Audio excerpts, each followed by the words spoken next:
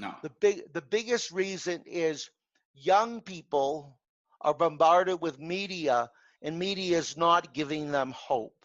Yeah. Yeah.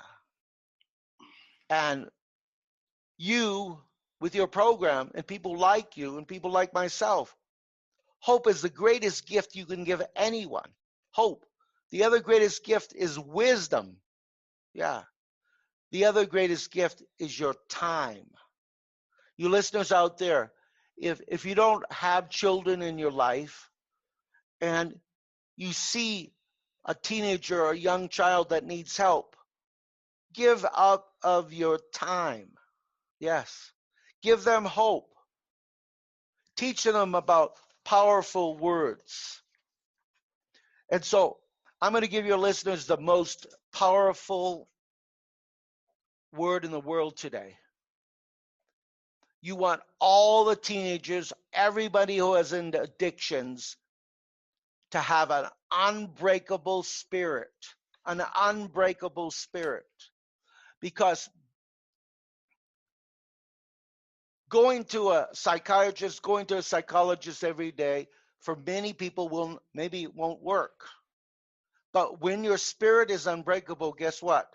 Addictions cannot live in an unbreakable spirit. Even the word, just say it out loud, unbreakable spirit. Unbreakable spirit. Yeah. Powerful, right? Very. Yeah. So addictions can't live in the energy of an unbreakable spirit. So I've started this movement in the world to create people at all ages, babies, young children, teenagers, young adults, elderly people, no matter what age you are, from 0 to 100. This is the time, because we live in a time of change and transformation.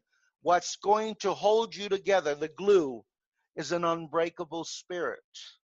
You know, during wars, World War I, World War II, the Korean War, soldiers developed this unbreakable spirit. In the 21st century, it's really what we need. So besides my 18-step program, which eliminates all the drama and emotional triggers, it also helps to set the foundation for an unbreakable spirit. Because all those words I programmed, you know what life also is about? I don't know if anybody ever taught you. What is it about? Tell me.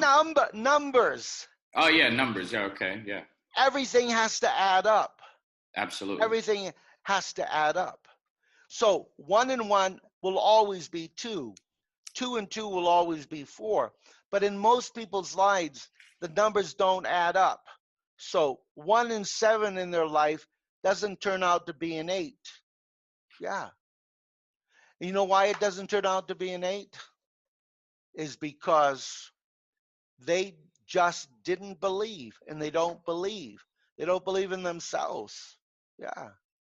Did you have a hard time growing up as a teenager? Not really. I was kind of just, not really, no. Good. Strong personality? Very. Yeah, that's good. Your dad and mom, strong people? Very. Yeah. Your mom and dad have a lot of faith? Very, yes, a lot. See, I can tell. The energy of your words have a lot of faith. You don't say a lot of stuff, but when you say it, it has this depth of energy, right? Yeah, that's pretty good. Yeah. So life is, as we're, I definitely want to unpack this, and I know you're a busy guy, but I would love to have you come back to, revamp, maybe have some questions from our Facebook audience about this conversation. But these 18 steps, definitely something that I'm going to embrace, and I'm going to also be sharing. But as we're wrapping up, I just want to remind everyone, definitely go to likingyou.com. Also check him out. Check out Dr. Richard London on automatealife.com. I'm going to put all of that in the show details. Before we let you go, Dr. Richard, a lot of our listeners, our audience are avid readers. If you can give us 3 book recommendations.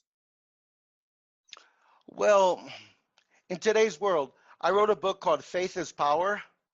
Okay. And Laughing with God. It's important to laugh in every aspect of your life. You know, I've talked about serious things, but I don't take anything serious in my life. There's a lot of laughter. Yeah. Mm-hmm. Absolutely. I'm always laughing about it. When I was at my mom's funeral and I was laughing. Yeah. Because death is a celebration. So, in the world today, the best, instead of reading a whole book, some people don't like reading whole books. Affirmations. Yes. Affirmations are really powerful. Let's see if I have a great affirmation here that I can share with the listeners. Hold on.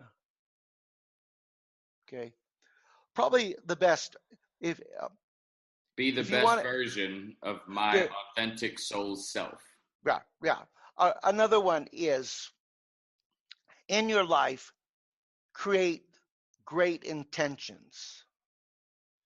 An intention actually has 7 faces. So next time I'm on your air, I'll tell your listeners.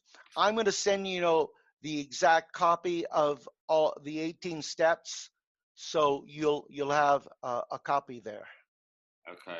And you said next time you come on, you'll talk about the 7 phases of intentions. 7 faces, yeah. Faces. Yeah, so imagine if your house had 7 foundations. It'd be a pretty sturdy house. So when you have 7 faces of intention, your life has 7 foundations. Isn't that wonderful? That is. Yeah. So there are a lot of secrets to life, but unfortunately, nobody tells you the secrets. You know why? Because it's a secret. Because they don't know. Yeah. So listeners, if you want to be in the state of anything, be in the state of knowing. Practice it, Demetrius. When you come in your office or go home, I'm in the state of knowing. Yes. And I live in that state of knowing. So the solutions come to you very easily when you're in a state of knowing. Instead of, imagine, doubt. That's a horrible word, doubt. Knowing is a positive.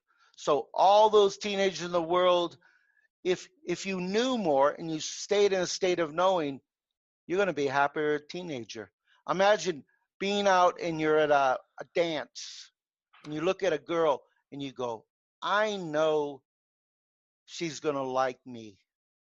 And you go up to the girl and she goes, hi, you look like you're a nice guy. Yeah.